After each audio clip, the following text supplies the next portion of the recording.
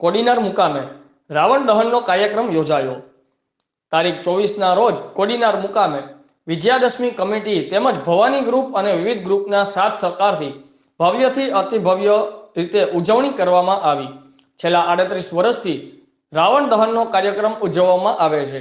રાવણ દહનના કાર્યક્રમને નિહાળવા કોડીનાર, ઉના, સુત્રાપાડા તેમજ વેરાવળ તાલાળામાંથી માનવ મહેરામણ ઉમટી પડે છે।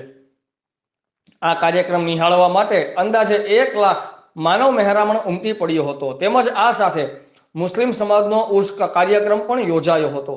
આ બંને કાર્યક્રમ સાથે હોવા છતાં હિન્દુ મુસ્લિમ સાથે રહી કોડીનારમાં કોમી એકતાનું પ્રતીક દાખવ્યું હતું।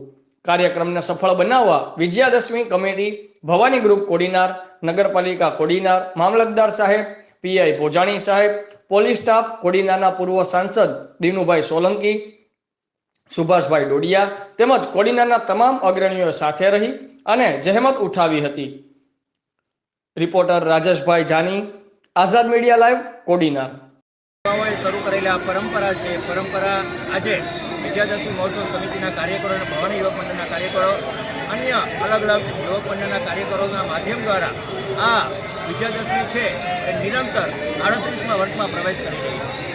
સમગ્ર કાર્યક્રમની વાત કરીએ તો આ શોભાયાત્રા છે એ જાજરમાન શોભાયાત્રા તરીકે ગણવામાં આવે છે। માત્ર સૌરાષ્ટ્રની જ નહીં પણ ગુજરાતની સૌથી મોટી શોભાયાત્રા પૈકીની આ કોડીનારની આજની શોભાયાત્રા છે એને ગણવામાં આવે છે। આજના સમગ્ર કાર્યક્રમ દરમિયાન રાવણ દહન આતશબાજીની અંદર માત્ર કોડીનાર તાલુકામાંથી જ નહીં, ઉના, વેરાવળ, તાલાળા, સુત્રાપાડા જેવા તાલુકામાંથી પણ મોટી સંખ્યાની અંદર આ ભવ્ય કાર્યક્રમ જોવા માટે છે લોકો આવે છે।